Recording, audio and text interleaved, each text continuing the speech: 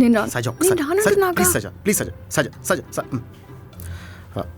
Puja I have a surprise for you. Resign చేస్తున్నావా? చూసావా ఈ సెన్స్ ఆఫ్ హ్యూమర్కే ఎవరైనా పడిపోవాల్సిందే. ఇప్పుడు ఎవరికి పడిపోయావు? నీకే. అంటే మన ఇద్దరం చాలా మంచి ఫ్రెండ్స్, పైగా ఒకటే ఆఫీస్. ఇంకా ఆలోచిస్తున్నావేంట్రా? చెప్పేసేయ్ ఐ లవ్ యూ. ఏ నాకా ఉద్దేశం లేదు. అబ్బా తనే లవ్ యూ కాదు, నేను లవ్ యూ. Hey congratulations. నాకు ఐ లవ్ యూ కాదు, నీకు ఐ లవ్ యూ. బట్ నాకు నీ మీద ఒపీనియన్ లేదు. కన్ఫ్యూజ్ అవ్వక పూజ, తను లవ్ చేయట్లేదు, థ్యాంక్ గాడ్. నేను లవ్ చేస్తున్నాను. Oh my god. నీకేం అర్థమైంది? పృథ్వీ నేను లవ్ చేస్తున్నాడు. చెప్పనేలే. నాకు ఓకే. ఉండు, నిన్ను కాదు. ఎందుకు కాదు? బానే ఉంది కదా, ఒప్పుకో. అలా ఎలా ఒప్పుకుంటాం? ఏ తప్పేంటి? నాకేం తక్కువ?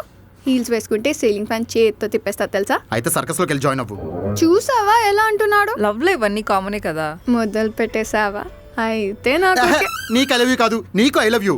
ఏ ప్లీజ్ నువ్వు వేరే వాళ్ళని చూసుకో. కానీ నాకు పృథ్వీ ఓకే. ఏంటి ఓకే? పూజ కదా ఓకే చెప్పాలి. నాకు ఓకే.